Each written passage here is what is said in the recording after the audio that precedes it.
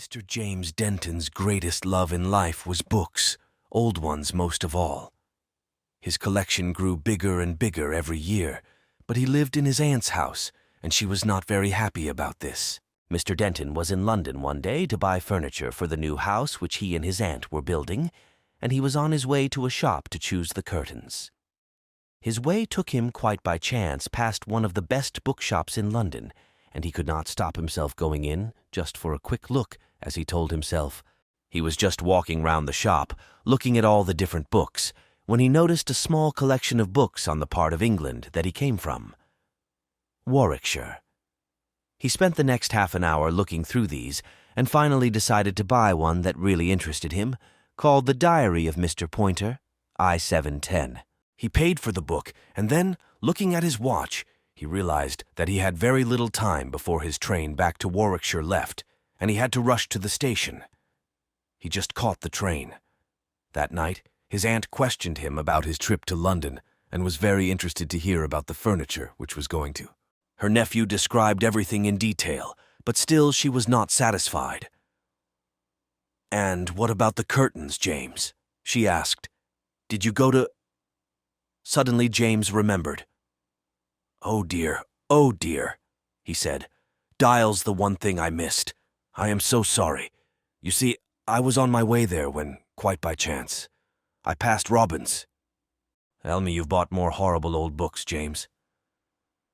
"Well, only one," he said, feeling a bit guilty.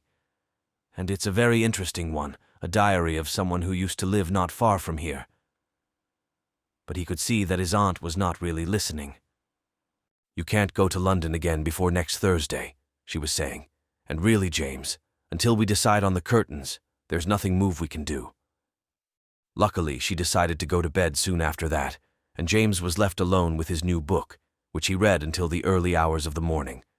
He found this diary, with its stories of everyday life at Duck's Tune, very interesting. The next day was Sunday. After church, James and his aunt sat in the living room together. "Is this the old book that made you forget my curtains?" asked his aunt, picking it up. "Well, it doesn't look very good. The Diary of Mr. Pointer. Huh!" But she opened the book and looked at a few pages.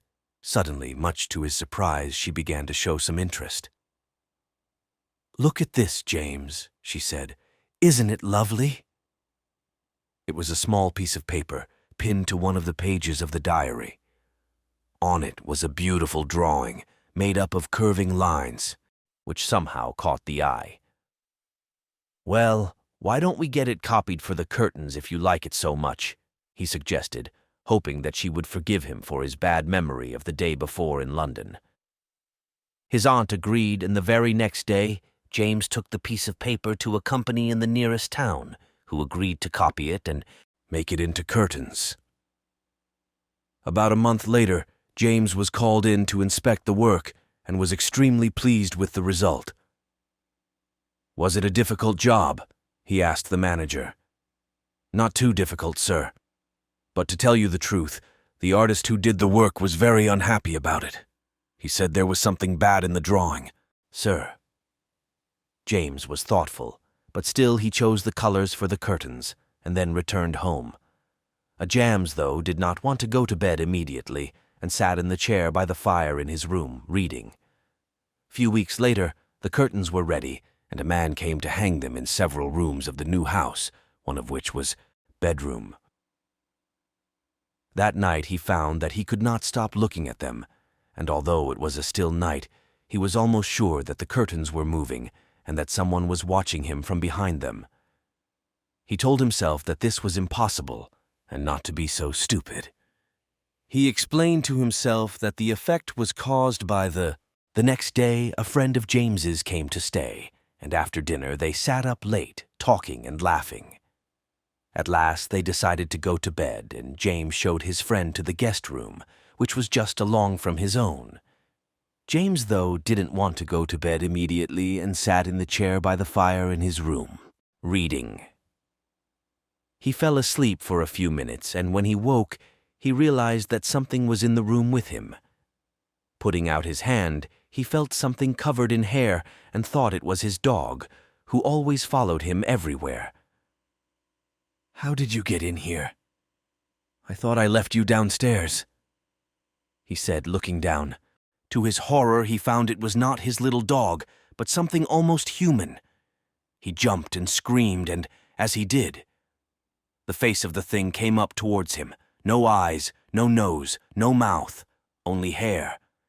He screamed again and rushed to the door, but was so frightened that he could not get it open. He felt the thing touch his back and start to tear at his shirt. At last, the door flew open, and he rushed to his friend's room, terrified and breathing hard. The next morning, early, James went away to the seaside for a few days to try to forget about his horrible experience. He took with him the diary of Mr. Pointer. He wanted to read it again carefully to find out anything he could about the pattern pinned onto the page. When he turned to that part of the book, he found that there were several pieces of paper stuck one on top of the other. He carefully pulled off the first two and found this story, written by Mr. Pointer in 1707.